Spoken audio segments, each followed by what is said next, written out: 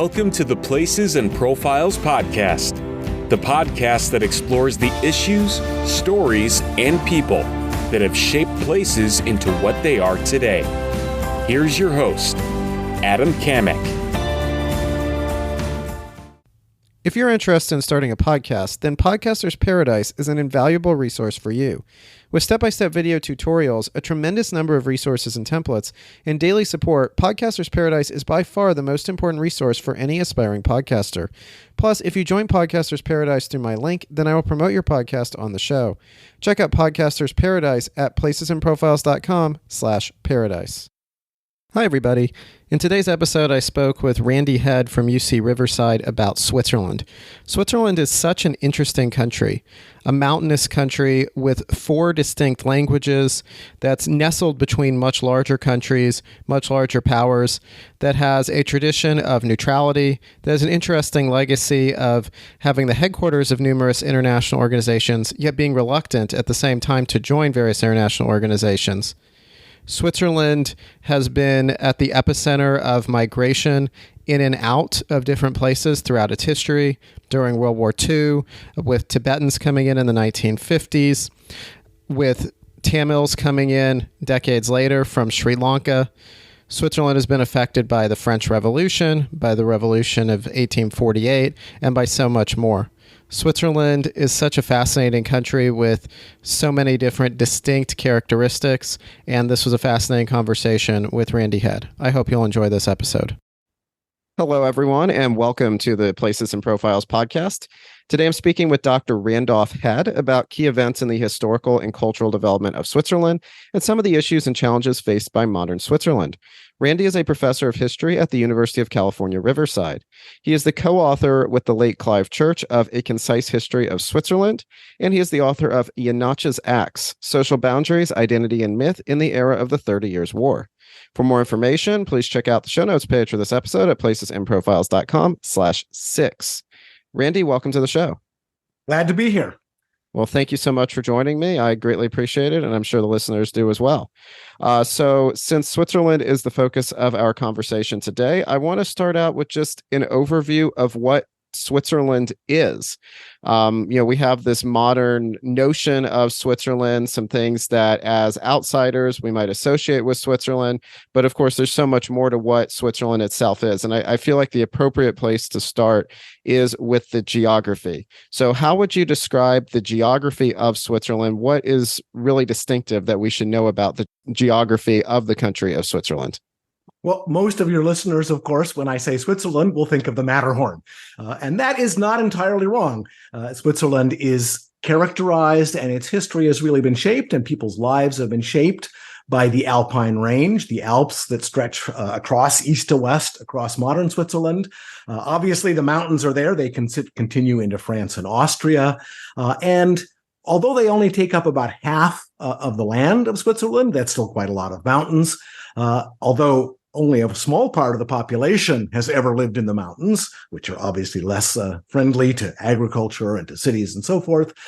They are the distinctive feature that enabled, in many ways, and has shaped the trajectory of Swiss history.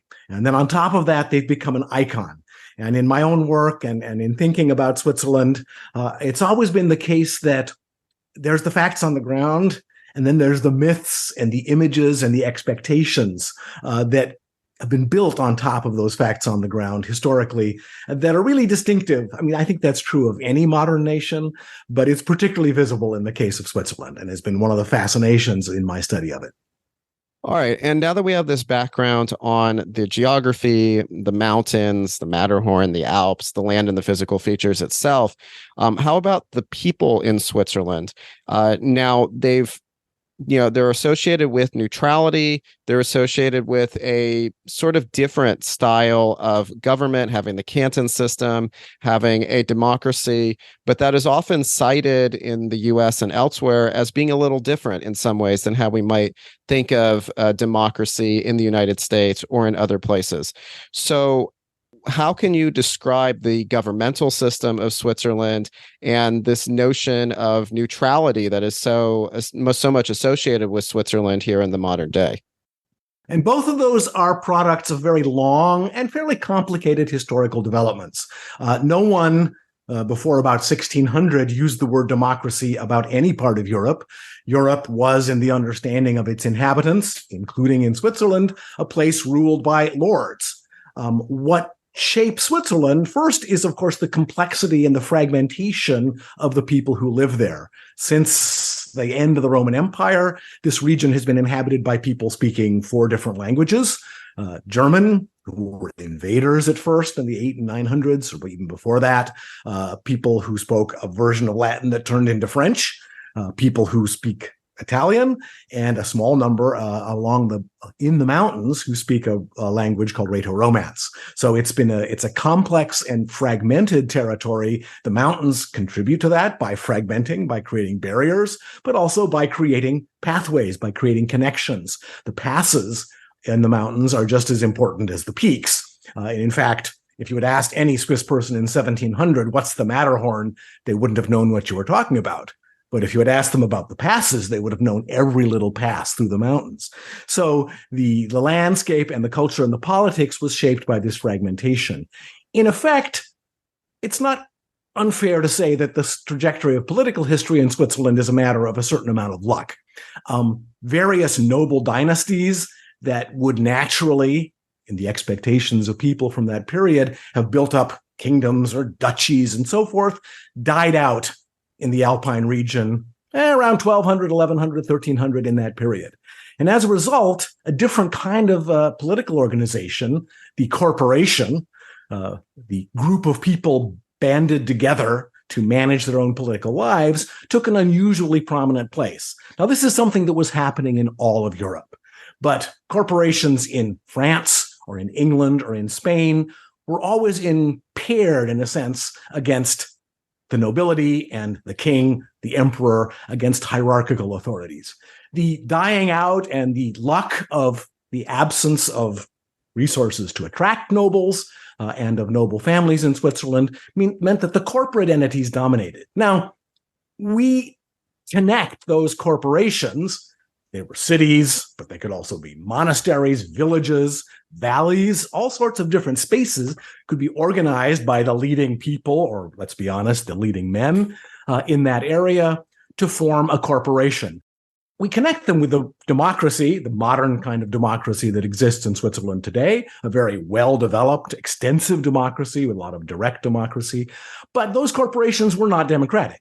They only included their members. And many people who lived in the same territory were not members. In a city, the members were typically merchants or leading craftsmen organized into guilds. Out in the countryside, the members of the corporation were the old families who tended to own the land or have leases on the land to be well established. Agricultural laborers were often not members. So it's not an inherently democratic system in our modern sense of being based on the human right to participate, to have a voice in politics. It was built on, we're the membership, we decide. And the Swiss thought it was completely natural before 1800 to be lords over other people. So the Swiss collectively could be lords. Now, that changes in time with, and really as part of the great shift in Europe towards mass societies and mass politics. And because there was no monarchy there in the region that becomes Switzerland, the form of democracy that does develop as part of the European experience is a very broadly based one with a lot of popular participation. Okay, so what is a canton? Because that's it. That is a political subdivision that is so much associated with the Swiss system of government. What exactly does that mean? How would that differ from what we might conceive of as a state or a province in other countries? Okay, so Switzerland is a federal system and has, through its history, been a federal system for a very long time. From its earliest beginnings around 1300 up until 1848, Switzerland was not a single political entity. It was a league and a confederation of separate, autonomous, self-governing units. Those are the cantons. For much of that period, up until the French Revolution, only part of what we call Switzerland was cantons. The rest were subjects of the cantons. But the cantons are these basic federal units. When Switzerland finally gets a national constitution with federal sovereignty in 1848, the cantons, by that point were about 23, are the basic units with a high degree of internal self-government. So in some ways, very similar to the United States, where the states retain their own sovereignty, and the balance between the rights of the units, the states or the cantons, and the rights and powers of the center, the federal government, is always a matter of a dynamic argument of legal disputes, and in Switzerland, more than once, a matter for civil war. The Swiss have had a number of civil wars, which often revolved around the balance between all of them together versus the individual cantons. You'll know the names of many of the cantons: Zurich, Bern, Geneva nowadays, Lucerne. These are all some of the cantons. Many of them are quite small and rural. So Appenzell, some of them are divided into halves. There's 2 halves of Appenzell. So, a pathway of small and large units clumped together that become a national unity in 1848. All right. And in addition to the political trajectory that Switzerland takes, where we get this federal system of cantons, Switzerland also has a very unique situation and identity that has developed as far as ethnic groups and linguistic groups. And I know you touched on this very briefly a little bit earlier in our conversation, but where Switzerland is nestled in between Germany and France and Italy, and we have these 3 distinct languages that play such a significant role in Switzerland, plus this additional 4th language of Romansh that doesn't have a namesake country, so people here in the US and elsewhere around the world, I'm sure, are not nearly as familiar with that.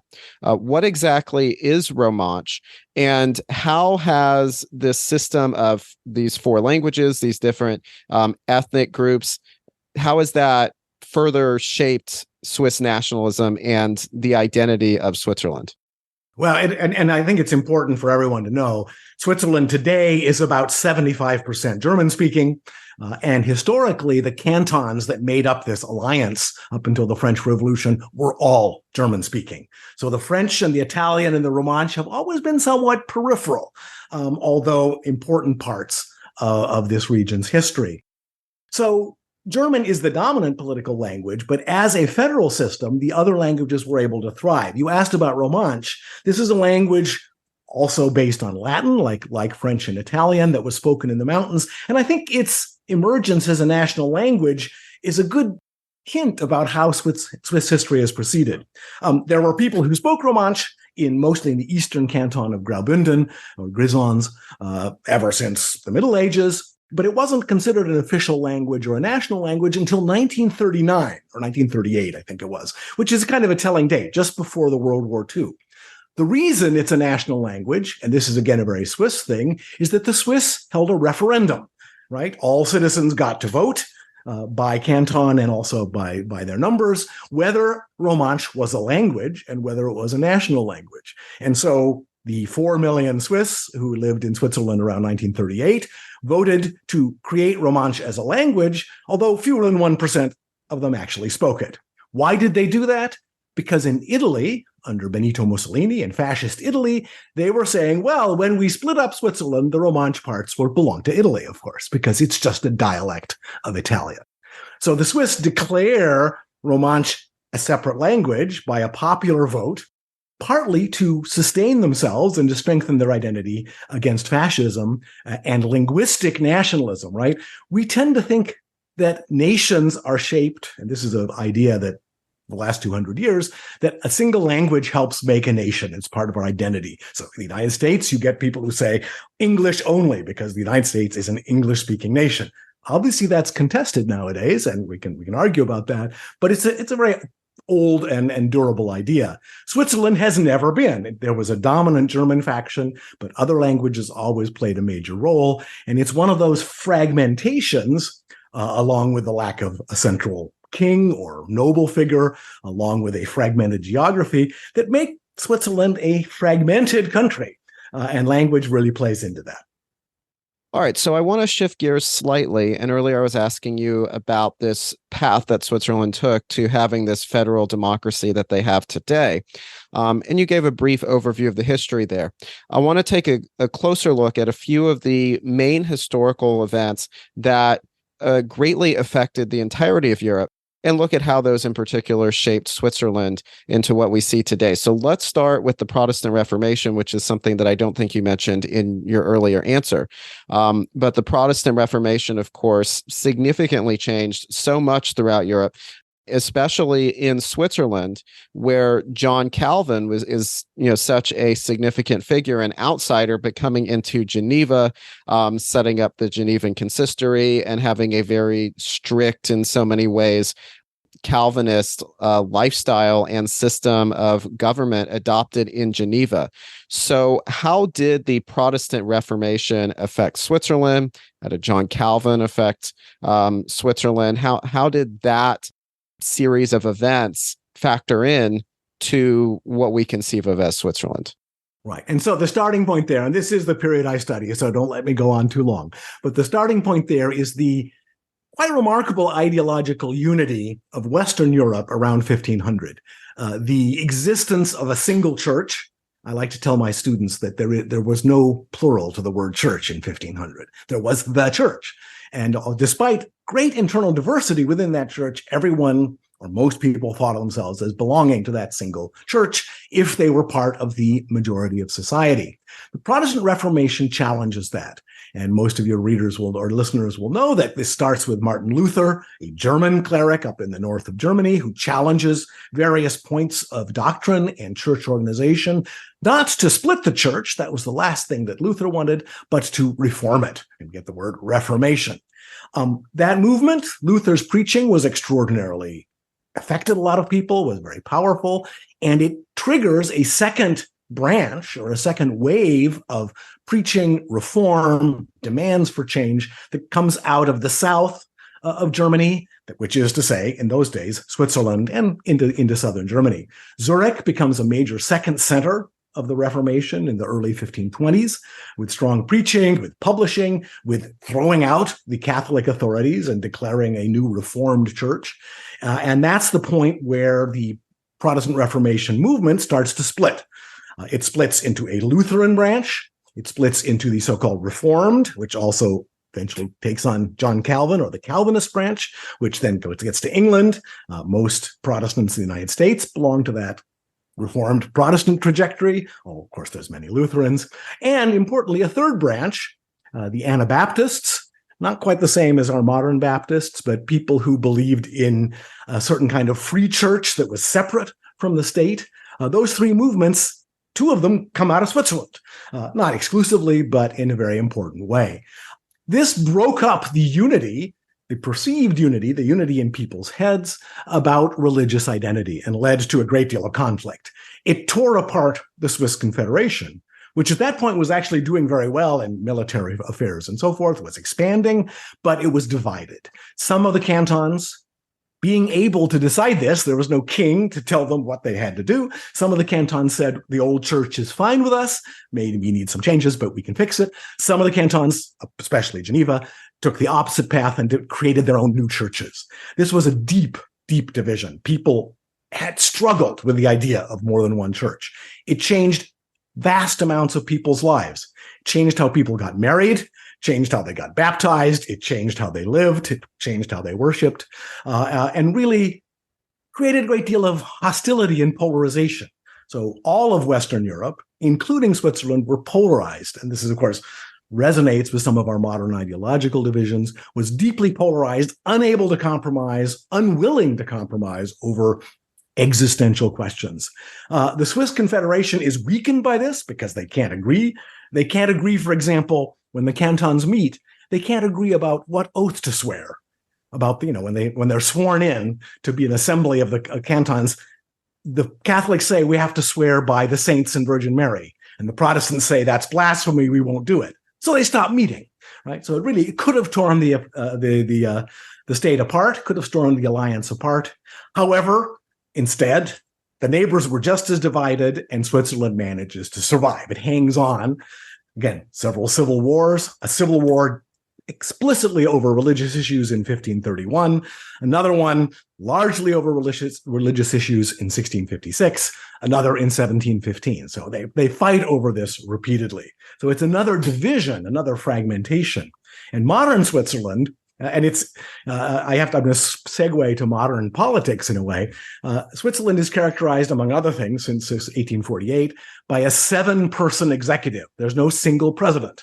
They don't like single rulers in Switzerland. So there's a 7-person executive, and it is very important in Swiss politics, has been for decades, really a century now, that those 7 be balanced. There have to be 1 Italian speaker, 2 French speakers, and 4 German speakers. They have to be balanced among the parties, and they have to be balanced by religion. Some Protestants, some Catholics. And for the last 20 or 30 years, they've been balanced by gender. The current federal council has 3 women and 4 men. So going back to the Protestant Reformation and its impact on Switzerland, obviously you mentioned Martin Luther in what is now Germany, ushering in the Protestant Reformation. John Calvin's name has come up here a little bit. Who are some of the significant figures, though, in this movement in Switzerland itself?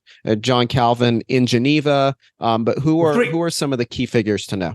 Those 3 key figures to remember, 2 of them quite obscure nowadays, and 1 of them very well known, who is, of course, John Calvin. The first is the preacher in Zurich, the popular preacher who gave the Sunday sermons to the population, a fellow called Ulrich Zwingli. He just had his 500th anniversary of his first preaching, which led to lots of sort of interesting posturing in Zurich. Zwingli nowadays is a little bit unpopular because he's seen as puritanical and sort of not enjoying life. Zwingli dies in battle in 1531, fighting for the domination of his own religious conceptions against the Catholic Swiss. He was succeeded by the second major figure, even more obscure, a fellow called Heinrich Bullinger. If you happen to study English church history, he's quite important because the refugees who fled from Queen Mary, Bloody Mary in England in the 1540s and 50s, many of them came to Switzerland and absorbed ideas from Heinrich Bullinger that shaped the English church under Elizabeth. The third you mentioned, and you've mentioned several times, is John Calvin. So let's spend a minute talking about Calvin. Fascinating figure, a philosophical thinker who took a lot of Luther's ideas and really processed them systematically into a theological edifice, a theological system that we call Calvinism, that has been enormously influential, both in terms of church organization and in terms of religious ideas in the larger world, not just in Europe. Calvin was not Swiss. Calvin was a Frenchman who had to flee Paris in 1532 when the French crown cracks down on this dangerous heretical movement, this evangelical movement, as it was called. And he flees first to the now French city of Strasbourg. It was a German city back then. And then eventually flees to Geneva, where he is essentially sort of grabbed and told, you need to stay here and build up the Genevan church. Geneva is in an interesting position. It's an ally of the Swiss, although not a canton of the Confederation at that time. It's very dependent on Swiss support to protect itself from the lords of Savoy, its traditional lords, and from the French. And Calvin builds up, taking the ideas of Zwingli, of Luther, of Bullinger. Bullinger and Calvin negotiate a series of compromises on religious issues, and he builds up a missionary movement, a propaganda movement that is directed towards his homeland, France. So Calvin is enormously important in building up this highly effective, highly organized religious movement that thrives in France, in Germany, in England, in the New World. He's also an example of one of the many refugees who've come into Switzerland or have had to leave Switzerland, depending on their views, in this case, because of religion. Many refugees, the refugees from England, people like Calvin, came to Switzerland for protection against Catholic persecution. Many Swiss, particularly Swiss Anabaptists, had to flee Switzerland in the same time, going either to Eastern Europe or many of them later to the New World, to Canada and the United States, to escape religious persecution because they were Anabaptists. And this notion of refugees in Switzerland, that's something that I want to return to later on. But we just talked about the Protestant Reformation, so I want to move along chronologically. And the next event, and you've mentioned this one a couple of times so far, is the French Revolution. And when we think of the French Revolution, obviously we think about the great changes that existed in France during this time, and especially the upheaval and the Reign of Terror and Robespierre's use of the guillotine, and then ultimately getting to Napoleon. We might think about Napoleon's army invading the Iberian Peninsula and how Spain was affected in the Peninsular War. We might think of French military campaigns towards Russia, or the dissolution of the Holy Roman Empire, or British military battles at Trafalgar and their ultimate victory with the Duke of Wellington at Waterloo. And we might think about the parties at the Congress of Vienna in 1814 and 1815 and the Bourbon Restoration in France. But quite notably, for the sake of our conversation, the Swiss role in all of this is generally left out of the simplistic story that we might tell around the beginning of the French Revolution in 1789 up until the conclusion of the Napoleonic Wars and the Congress of Vienna in 1815. So what exactly was Switzerland's connection to the French Revolution, to Napoleon, to the Napoleonic Wars? How does Switzerland undergo change from this era of great upheaval and change across the continent? Yeah. Well, Switzerland is transformed by the French Revolutionary period, just as much of Europe was. So they are part of a European pattern here, but with their own local variant. The first phase, during the early French Revolution, the first governments after the execution of Louis XVI, the Directorate, found an enormous resonance among dissatisfied parties in Switzerland. By that time, Switzerland was a fairly sclerotic, sort of arthritic assemblage, very unequal. There was a lot of dissatisfaction with political affairs, and the ideas coming out of Paris, out of France, were exciting. And many people followed them and eagerly took them up. The French government, before Napoleon, conquered Switzerland. It's the only time Switzerland has been conquered from the outside since the 1300s. The French make swift work of the small, ineffective militias of the cantons and incorporate Switzerland into their domain. They create what you might call a puppet state, but one with many fervent local supporters that is modeled on the new French state. It's centralized, it's top-down.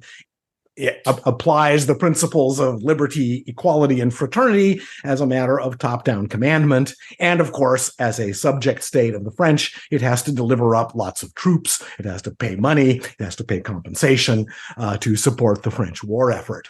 That government, at first popular, quickly becomes unpopular. There are local revolts, which are put down quite brutally by the French, until we get into the Napoleonic period. Napoleon, he had a lot else on his plate, but he had read his Rousseau and had a certain sympathy, perhaps, with the Swiss. And he decides that this top-down experiment in Switzerland is not working. And he reestablishes, by fiat, he's given lots of proposals by various Swiss parties, and he basically throws them all out and says, look, here's what you're going to do. He creates a new federal state. He takes all of those former regions that were subjects of the original 13 cantons and makes them cantons too, and says, look, you guys work it out, but yes, you can be federal, which is what the Swiss revolts and objection came to. So Napoleon is in many respects the founder of the modern Swiss state, with all of its territory belonging to a canton, with cantons that are French-speaking and Italian-speaking, as well as German. There were various bits and parts of the edges that were debated about, but on the whole, he creates this model of a federal, multilingual, multi-religious state until the Congress of Vienna. Now, Napoleon was defeated, and among major business, the Congress of Vienna had to decide what to do about the Swiss. Were they going to divide it up between France, Italy, and Germany? What are they going to do? So they decide to leave Switzerland, again, for the same kind of geostrategic reasons that had allowed Switzerland to remain. Strategic passes between the great powers as a bit of a buffer. It was useful to everyone. The Swiss were lucky that the Russian Tsar had a Swiss tutor when he was a young man and was sympathetic, and he supported the Swiss independence. So Switzerland is then continued after 1815, basically on the Napoleonic model, despite a lot of caterwauling from the old elites who wanted to go back to the old days. That was not permitted. And the Congress of Vienna takes the principle that the Swiss are neutral, which had been kind of a rule of thumb up until that point, and makes it a matter of international law. So Switzerland is neutral by international law on the basis of the Congress of Vienna. And so after the war, you're left with sort of a step backwards, but really not a return to the old days. And it was unstable, as much of Europe was in the 1820s and 30s and 40s. Eventually, it took a small civil war in 1848 to finalize that evolution into a modern state. So the French Revolution is what makes Switzerland Switzerland.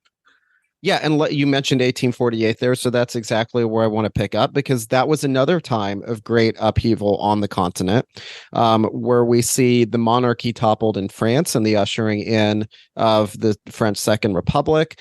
We see efforts at German unification and Italian unification really ramping up. We see efforts at revolution in Hungary. So there's a lot going on as the revolutions of 1848 go on across the continent of Europe. In Switzerland, as we've touched on so far, significant changes as well with the adoption of a new federal constitution. So how does Switzerland fit into these broader revolutions of 1848 that were sweeping the continent? And what exactly did these changes look like in Switzerland in 1848? Yeah, and there's two parts to that answer. One is that the Swiss have had, by luck or by hook or by crook, have had a tendency to sort out their own internal problems when the rest of Europe is occupied with something else. So the revolutions of 1848 that deeply disrupted government, central power in Austria, in Germany, and France, was a good window for the Swiss to work out their own problems. So we can be very pragmatic about that. But the same issues were very much on the table. Many of the cantons had gone through internal revolutions along what we call the liberal model, that is to say, universal manhood suffrage, for example. All men get to vote, not just members of the communes, right? Members of the corporations. The establishment of ideas such as referendum, that laws passed by the central government can be tested by referendum in the various cantons. But Switzerland was still legally a confederation. It was a group of allies rather than a single state. The war, finally, interestingly, the war in 1848, what one historian calls a very civil war. There were a few hundred deaths. There was an open battle, but fairly, as open battles in the 1800s go, pretty painless, although every death counts. It was also a struggle over religion again. The central government, which was by 1847 or 1846 under the control of liberal cantons, they had a majority, had banned the Jesuit religious order, the Catholic Order of Jesuits, as a danger to the state. The Catholic cantons vehemently objected, and when the central government tried to shut down several cloisters, several monasteries where the Jesuits were in charge, the Catholic cantons rebelled. So it was a Protestant Catholic civil war. It was a rural agrarian versus industrial urban civil war. And it was a war about, is this going to be a loose alliance of sovereign cantons, or is there going to be a central government strong enough to hold the whole thing together in a world, in a Europe, in which national states were becoming the only significant players? And so all of those things were on the table. Those are all issues: German unification, Italian unification, liberal government, manhood suffrage versus aristocracy, oligarchy. Those were all on the table across Europe. They had their own local version in Switzerland.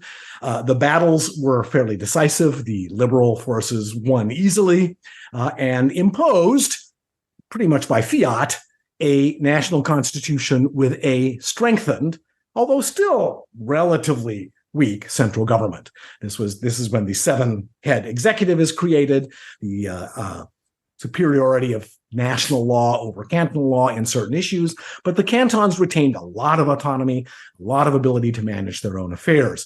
One thing that goes right to the present is still an issue today. Let me just give you one example, because I think people will resonate with this. Citizenship in Switzerland, people are citizens of Switzerland, of course, but the only way to become a citizen of Switzerland is to be a citizen of a canton. And the only way to be a citizen of a canton is to be the citizen of a local commune. So to become naturalized, the local commune has to vote you in, right? So local control remains a very central part and survived, or was reinvented, let's say, through the struggles of the Napoleonic period and then of the 1848 Civil War. So, you talk about local control there and, how significant that is in Switzerland, how they have this, I guess, devolved, we could say, system of government. Obviously, parts of the 20th century were very much defined by places where the systems of government were not devolved. They were not decentralized, but they were extremely centralized. And of course, Switzerland, nestled in the mountains in between Italy, France, Germany, these much larger countries, they're surrounded by countries that took on very centralized and, also, unfortunately, totalitarian and authoritarian and fascist or similar type of political systems. And we see, two wars, two world wars develop, World War I, World War II, where Europe again is in a time of tremendous upheaval and where we are going to see just drastic changes in the systems of government and the way of life for so many people in Europe, and tragically the deaths of tens of millions of others as well. In the context of these world wars, Switzerland is still able to maintain so much of its character and identity. So how did the Swiss do that? And how does Switzerland fit into this larger context of World War I, the interwar period, and World War II, and all this upheaval and death and tragedy that's going on in Europe? Yeah. And again, the background to that, of course, are the developments of the late 19th century after 1848 up until 1914 across Europe. A very big one there that we haven't touched on yet, maybe we'll get a chance, is, of course, the Industrial Revolution, industrialization. And for Switzerland in specific, that meant the shift from being a relatively poor country to being a relatively wealthy and highly industrialized country. So by 1914, Switzerland is one of the more industrialized countries in Europe. So they're able to have a fairly strong economy and a fairly strong industrial base as they went into this period. Switzerland was, by the terms of the Congress of Vienna of 1815, officially neutral, bound to neutrality. That doesn't mean that people in Switzerland weren't affected, didn't take on the ideologies, the movements, the ideas that dominated in the early 20th century. In 1914, a period of peak nationalism, the German-speaking majority in Switzerland had a certain sympathy for nationalist Germany that was still under the Kaiser, right? That was the old Germany of the Kaiserreich, the Third Empire, which was aggressively taking on. There was a lot of sympathy there. But the old tradition of let's stand back, staying out of wars had served Switzerland very well for several centuries, and they stood back and let the war in Europe pass in 1914 and 1918. Switzerland's neutrality was not substantial. I mean, there were, spying affairs and so forth, but on the whole, Switzerland made it through World War I. Certainly there was economic hardship, disruption of trade, things like that, but made it through that war fairly well. The traditional role of a neutral, which since the 30 Years' War, of course, had been selling weapons to both sides, did very well in World War I. It was horses in the 1640s. It was, Ehrlichon weapons in the First World War. So the economy did make it through. Like the rest of Europe, Switzerland also faced labor unrest and socialism that had grown in the late 19th century, into the early 20th century. In 1920, that breaks out in Switzerland in a general strike, which is suppressed with troops quite violently. So again, almost a little civil war there. So again, the Swiss often solved their problems. The interwar period was absolutely critical in Switzerland as in Europe. I think it's hard sometimes for us in the United States today to realize just how attractive some of the ideologies, both communism and fascism, were to many people. So intellectuals, to common working people, to people all across society found these attractive. There were adherents of these positions in Switzerland as well. They were never the majority. The localist tradition, the tradition of all men only men, remember, being able to vote, the use of referendum had broad support, and attacks on Swiss identity, claims that Switzerland should just be broken up because it's unnatural, right? For the fascist ideology, for ultra-nationalist ideologies, where language and religion and identity are all supposed to go together, Switzerland seemed like a monster, right? These bits and pieces glued together. And so again, we see the Italians claiming, well, we'll take the South, the Germans will take the North, the new French state, whatever it is, can take the West. So that created a lot of resistance. So there was great debate in Switzerland during the interwar period. As the World War starts, the Second World War, continuation of the First World War in some ways, or the refighting of the First World War, Switzerland, again, stuck to its neutrality. But this time, the sympathy on the whole, certainly there was a majority that still adhered to Germany or to Italy. There were fascists in Switzerland, but they were a minority. And during the war, the position of neutrality, armed neutrality, and defending the nation took a very high public value. There was the vote to make Romansh a national language is one of the signs of that. It's like, we are us, we are not them.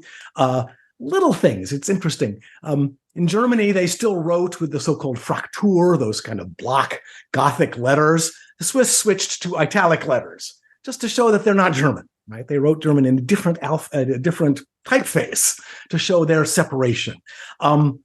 Swiss German, the use of a dialect of German that is spoken by most Swiss. In 1900, under the influence of nationalism, many educated Swiss felt that, well, it's just dialect, it's not natural. Before World War II, dialect has a huge renaissance. And the idea that dialect is something that makes the Swiss Swiss and that the Germans can't understand it is very much contributes to the sense of separateness and being different from the Germans or from the French and so forth. And finally, there's a very famous episode, mythic in its weight.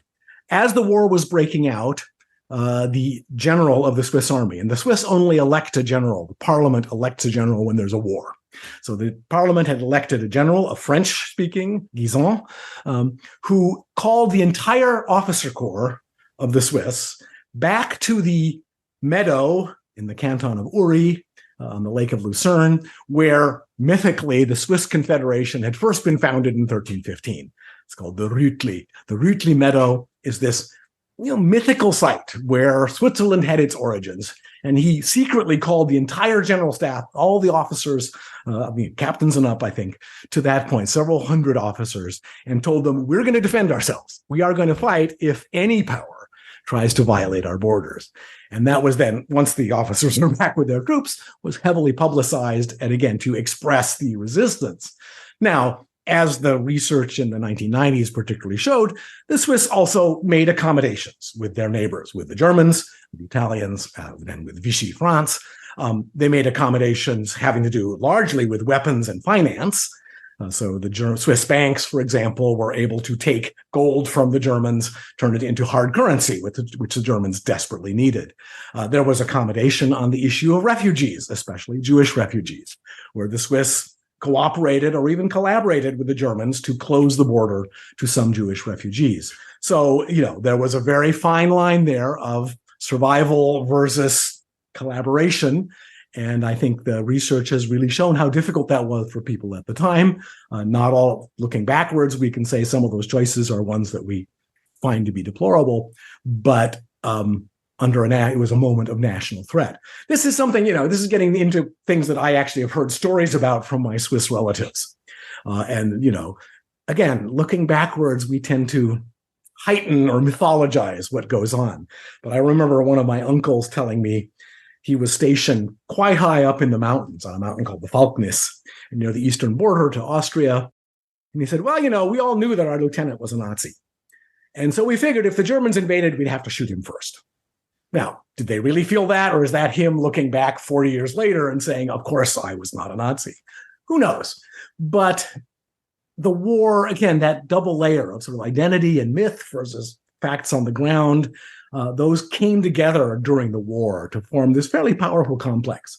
And in the post-war period, the Swiss felt very proud, in a sense, that they had survived this war, that they had retained their independence, although completely surrounded by the German Empire that was being built on the continent, and that they had, made hard choices at the time.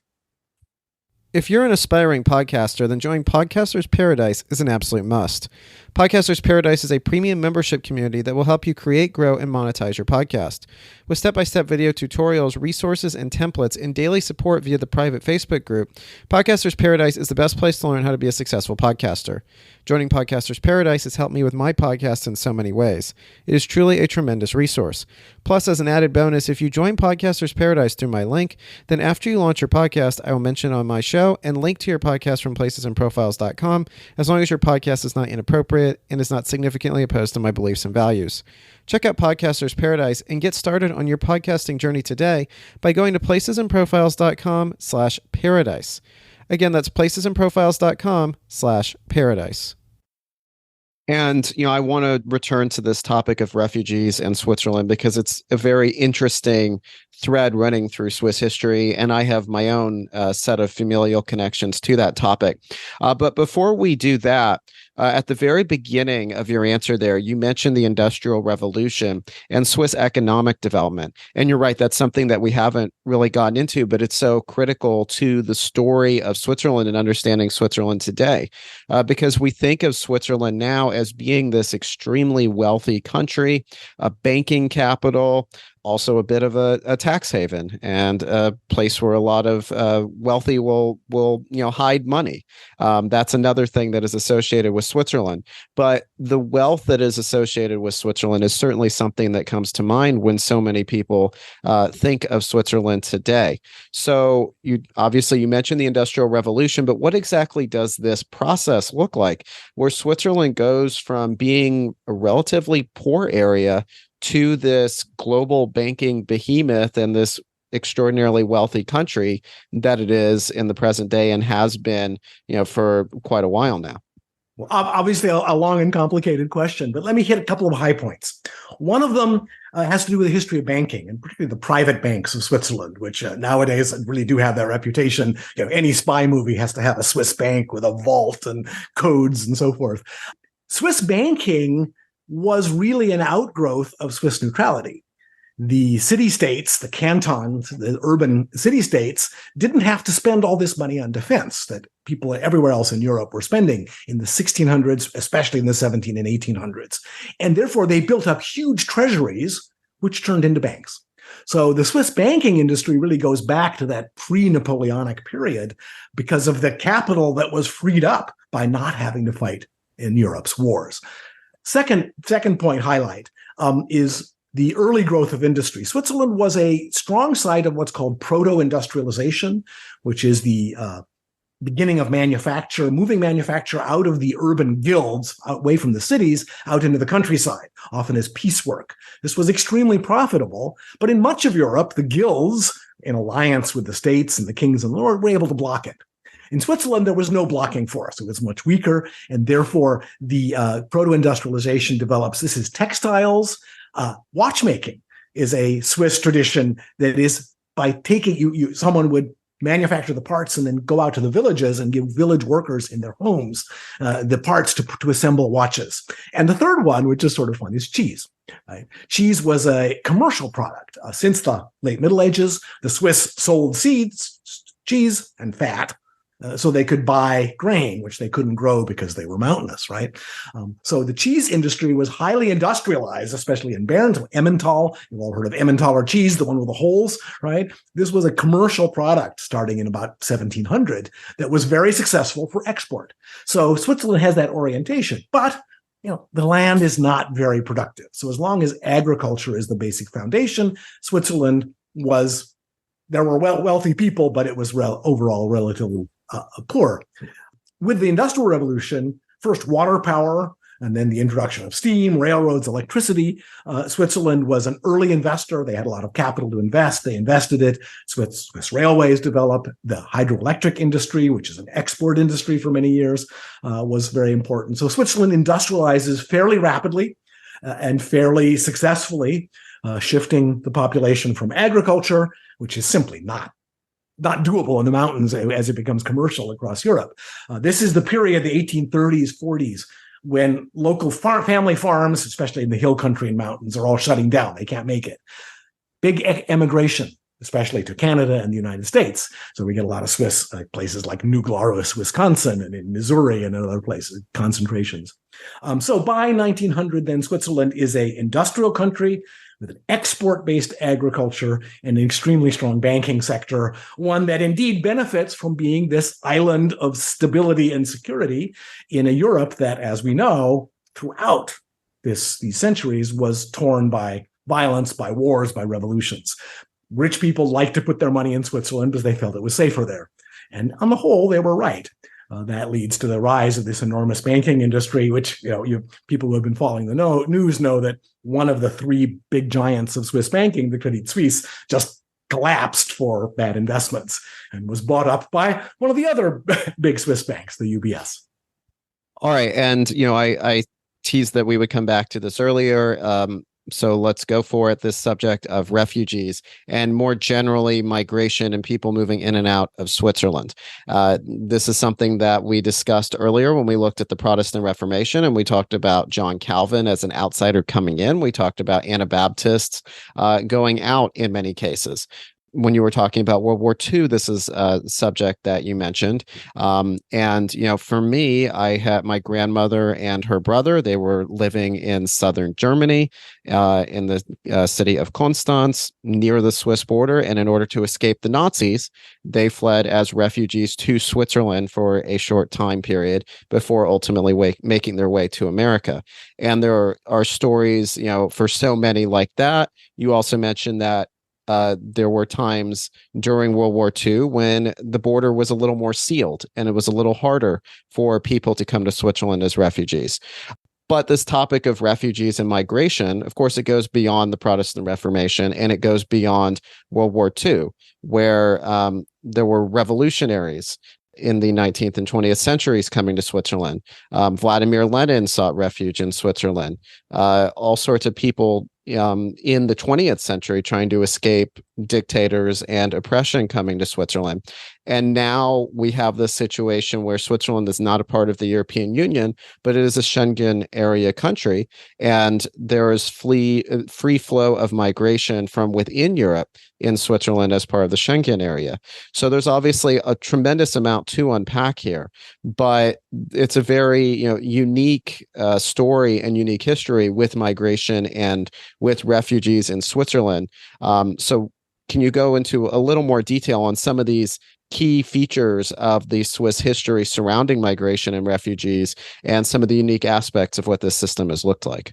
Absolutely. And I think it is a thread that runs through Swiss history in a distinctive way from the beginning. We've talked about the religious refugees in and out during the Reformation period. I think it's always important also to weigh. We have the people who move to escape something, and then we have the people who move to seek something. And those are, above all, labor migrants. Switzerland was, until about 1850, an exporter of labor.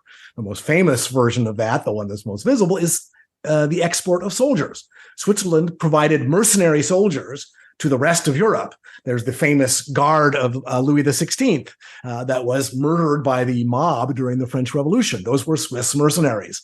There were Swiss mercenaries until the present as the Papal Guard. Upright young Swiss men can go and work for the Papal Guard for a number of years in the Vatican City. And there were enormous numbers of Swiss who migrated to places like Venice to operate bakeries, or to all across Europe to Italian Swiss went all across Europe to do Rococo plasterwork. They were specialists, so they're artistic refugees or migrants looking for work, looking for opportunities, and so forth. Now, the tradition of accepting, especially refugees, people fleeing, was not at first any organized policy. It was just something that happened. The Swiss were reasonably flexible about taking in people who were fleeing from things that they felt were worth fleeing from. You mentioned the revolutionaries, the liberal revolutionaries from northern Italy, the ones trying to build a unified national state, had to flee in many cases. The great Austrian authoritarian governor, Count Metternich, the key prime minister in post-Napoleonic Austria, was furious at the Swiss because they kept on accepting liberal pro-democratic refugees from Austria, from the Habsburg territories. And that goes as late as 1956, when a large number of Hungarians coming to Switzerland and are on the whole welcomed as refugees from communism. So there's this built up over time as not so much as a legal policy or as a constitutional principle, but as a established tradition. We accept people who are fleeing from difficult circumstances. In the 1950s, there was a wave of Tibetans, where I think the UN decided that Switzerland was a natural place to put people who were coming out of the mountains, and they settle in very well.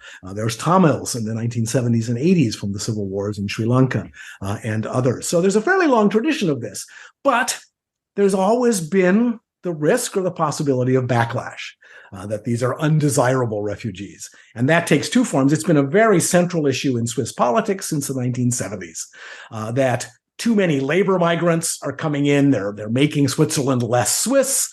It's very difficult to become naturalized in Switzerland. You can't become a citizen easily. So you had non-citizen, generational, second, third generation workers from Spain, initially from Italy, then from Spain and Portugal, then from Turkey, mostly to Germany, but also to Switzerland. And these people were often, there's an expression in Germany, they were called guest workers, right? They could come and work and then they'd be expected to go home. In Switzerland, they were usually called foreign workers or alien workers. That little psychological, they're outsiders. They're not part of this system of, we are the Swiss, we are citizens, you are outsiders.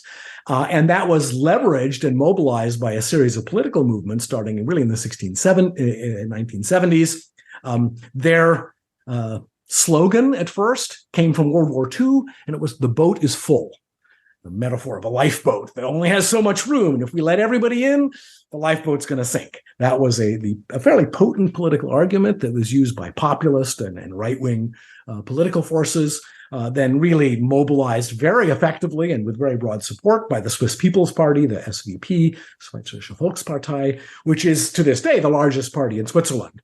And because Switzerland has a system in which there's both referendum and initiative, those parties in particular have used the issue of migration, of labor, cheap labor being undermined by cheap labor, the threat of cultural change, to launch initiatives to limit immigration, to change the conditions under which migrants can be in Switzerland. Some of those have succeeded with popular support. Some of them failed. And it's very much a live issue in Swiss politics right down to the present. So you have a long tradition of mostly accepting refugees, but sometimes not, as well as a sporadic and especially recently very powerful movement to limit the number of Switzerland. The slogan of the latest ones is, Switzerland of 10 million would be a disaster. The current population is about 8 million. And the idea is if we let in 2 million more migrants. Well, and of course, the whole issue of refugees has become such a divisive and controversial topic throughout so much of the world, as especially in Europe, France. This is a major issue, and of course, we see variations of this in American politics as well. But there was an issue that you raised towards the beginning of your answer regarding Swiss going outward that I want to go back to, and you just very briefly mentioned this. But this is the Swiss Guard going to Vatican City to provide protection for the Pope. But this is one of the places where we might most associate Swiss people outside of Switzerland with something. The Swiss Guard is in so many ways associated with the papacy.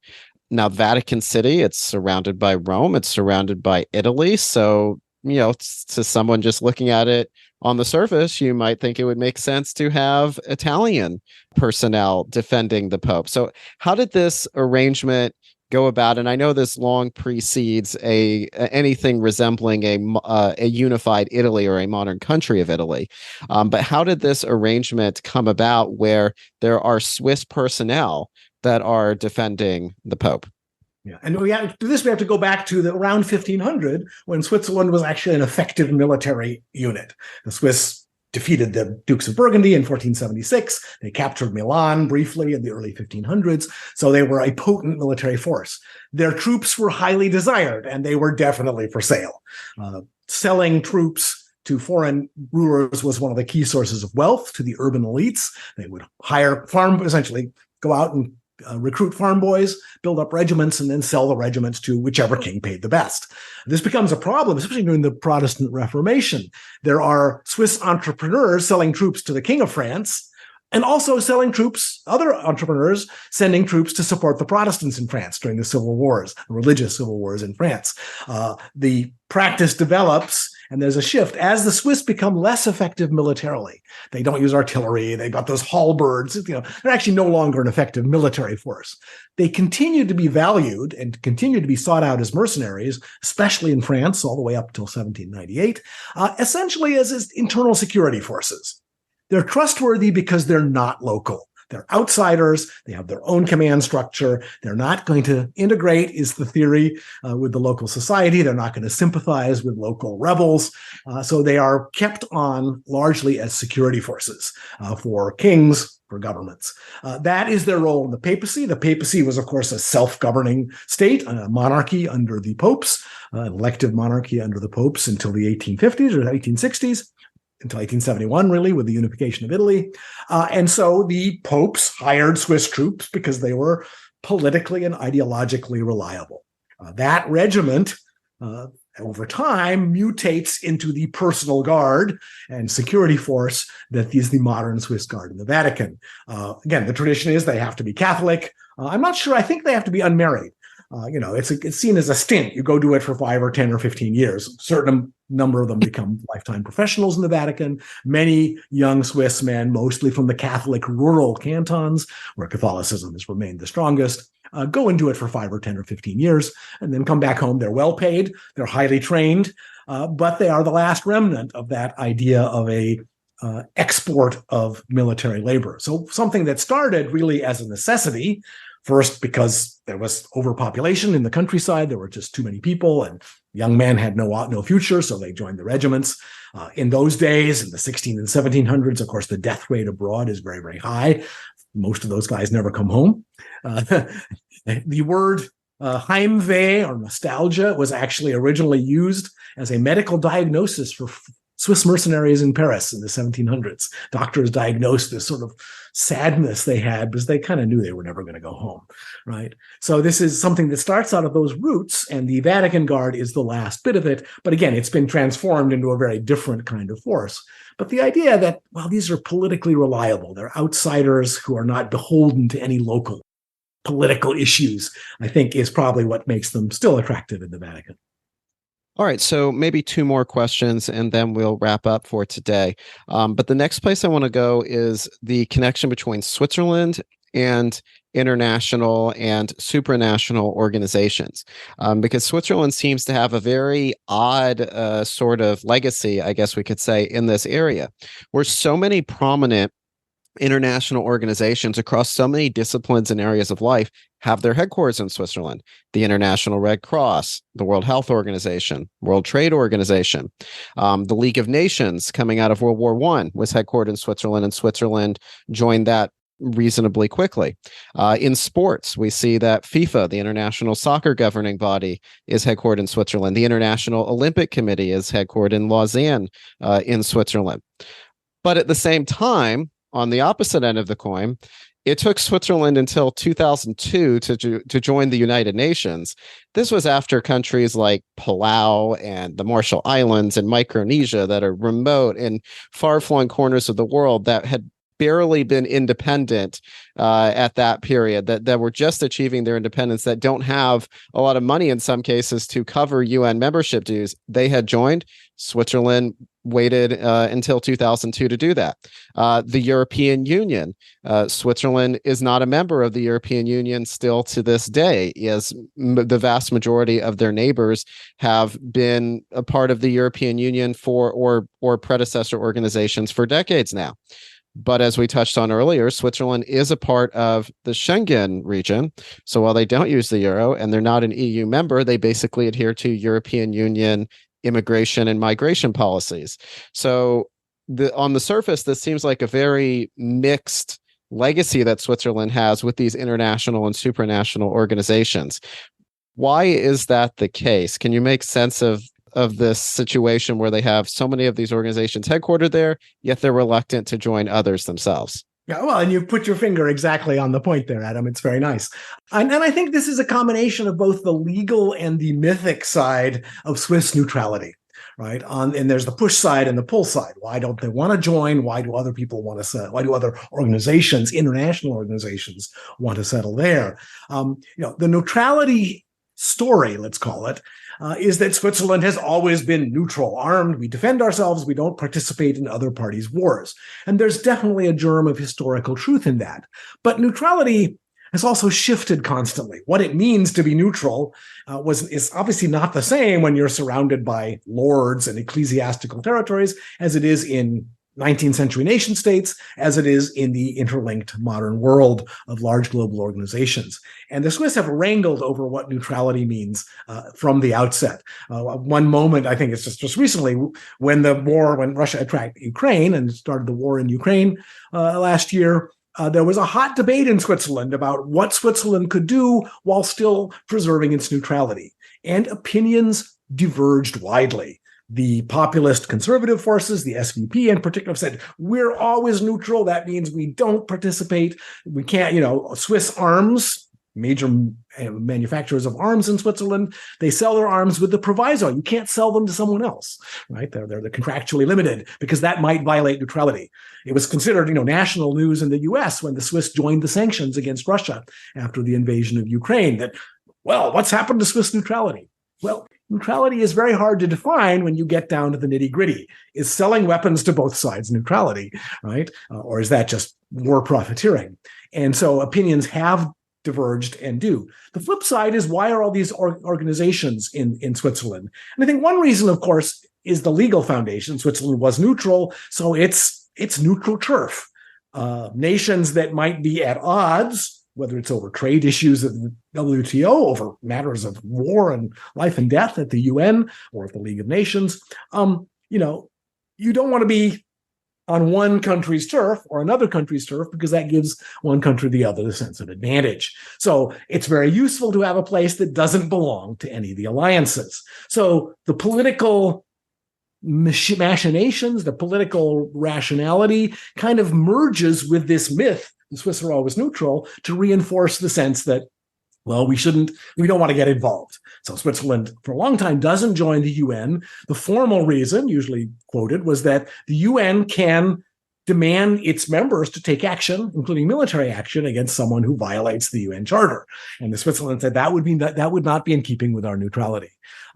I don't know as much about the story of why Switzerland joined the League of Nations. It was presumably perceived as not violating neutrality or necessary in the wake of World War I. But certainly the relative success of the Swiss approach to World War II, that they were able to survive World War II without being invaded, reinforced the sense that they should, for that generation above all, that staying out was the wisest, the most prudent thing to do. And, in the back burner, it's also often very profitable. So those organizations, the UN spends a lot of money in Geneva. I have a cousin who works for them. He worked for them. He's retired now.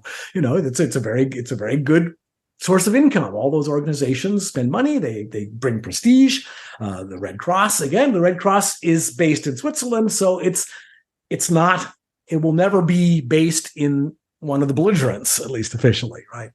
So there's the advantage there. So I think the push and the pull, the practical and legal side, plus the mythic side from the Swiss, come together to really create a national reluctance to be joining. So Switzerland, Schengen is a matter of visas and so forth, but not notably of sovereignty, right? So where sovereignty is at stake, the Swiss have been in endless negotiations with the EU as a wealthy but not terribly large economy, many multinational corporations in the middle of Europe. Of course, most Swiss trade is with EU countries, and the sticking point is always sovereignty.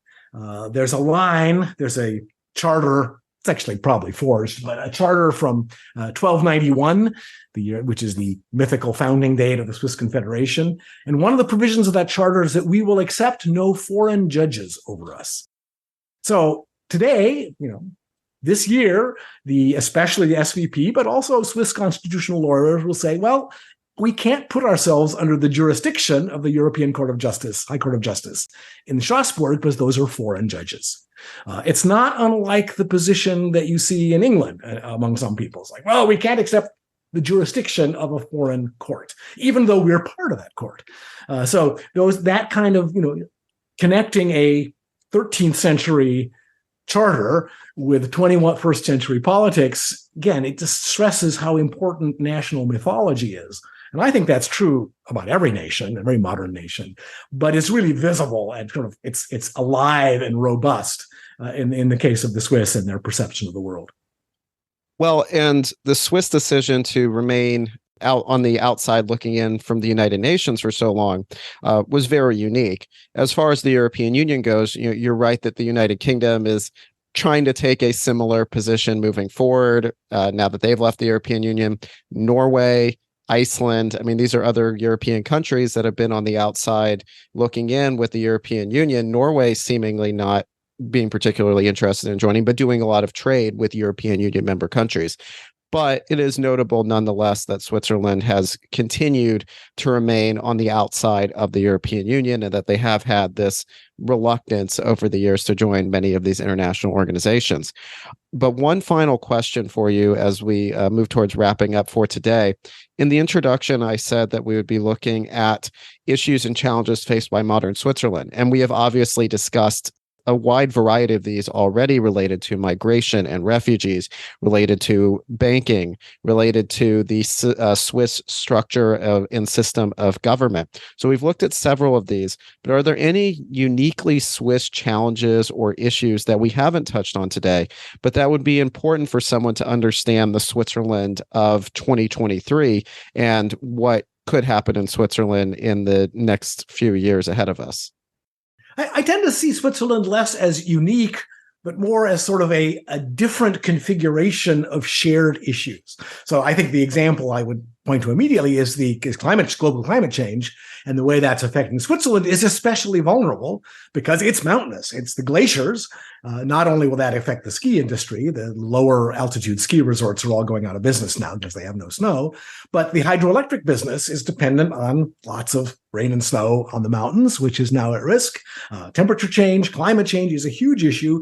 It's clearly a global issue. You can't solve that in Switzerland. Yet the Swiss have to approach it with their tools of referendum and initiative, with popular participation, voting, frequent voting on issues as well as people all the time. Swiss have four rounds of elections a year, and they always involve local referendum initiative, cantonal referendum initiative, and federal referendum and initiative. And the issues that are troubling the United States, polarization of immigration, of labor, balancing immigration and labor, of refugees and justice, of racial justice, all of those issues have their own resonance in Switzerland. And the challenge in a certain sense is whether a system that involves so much citizen participation can continue to operate as the challenges get larger and as the world gets more networked. The struggle over EU membership, which is ongoing, I think kind of represents that. On the one side, you have people say, this is insane. We are part of Europe. Why don't we just recognize it? And on the other side, you have people who say we have our local ways of doing things. We have our own sovereignty. That's more important than anything. And I think sovereignty itself, that's a concept from the period I study. It really was developed in the 1560s and 70s, as a notion. What does sovereignty mean in the 21st century for a nation that is as networked and as connected with the world, but still wants to remain separate, even neutral, the quiet outsider? There's a lovely Swiss German poem that I like to do that is about being Swiss. It's very short, sort of a word poem, but the gist of it is to be Swiss, to stand still, to observe from the outside. That's what it is to be Swiss. And that mentality of, well, we stand back, we run our internal affairs as locally as possible, give as little power as possible to the center, is always confronting in new ways the reality of a world where they're surrounded by great powers, but now surrounded by mega powers, Russia, China, the United States, of international networks, of an economy that has no boundaries. So what does it mean to be a Swiss bank, right? Why Why do Swiss authorities have jurisdiction over a bank with huge business in Singapore and China? All of those questions take a new shape in the 21st century, and whether a system that was grown fairly organically out of local control and corporate identities can continue to function is the big question. All right. Well, Randy, I want to thank you so much for joining me today. As I mentioned in the introduction, two of Randy's works are A Concise History of Switzerland and Janach's Acts. Randy, before we part ways for the afternoon, can you give a little bit of a brief overview of what someone who reads one of those books would find, as well as any other books or readings or resources that you would recommend someone go to if they want to learn more about your work or they want to learn more about Switzerland and the sorts of topics we've been discussing today? Well, one study that I have found inspiring throughout my own academic career is by the University of Pennsylvania historian Jonathan Steinberg, who wrote a book called Why Switzerland? He's not a historian of Switzerland. He's a European 20th century, 19th century European historian, but he has lots of personal connections with Switzerland and a lot of experience there, and wrote this lovely sort of book-length essay about what it is to be Swiss. There's also a wonderful essay by the essayist John McPhee called The Place de la Concorde Suisse, which came out in the New Yorker many years ago. My own books, I wrote together with Professor Clive Church, who passed away just last year, this Concise History of Switzerland. It was very much his project. And I came along to do the first half because he was not an early historian. And it was a marvelous experience. Both of us read each other's sections. We commented. We worked together. It's now been translated into German. There's also a Chinese translation if you happen to want to read it in Mandarin.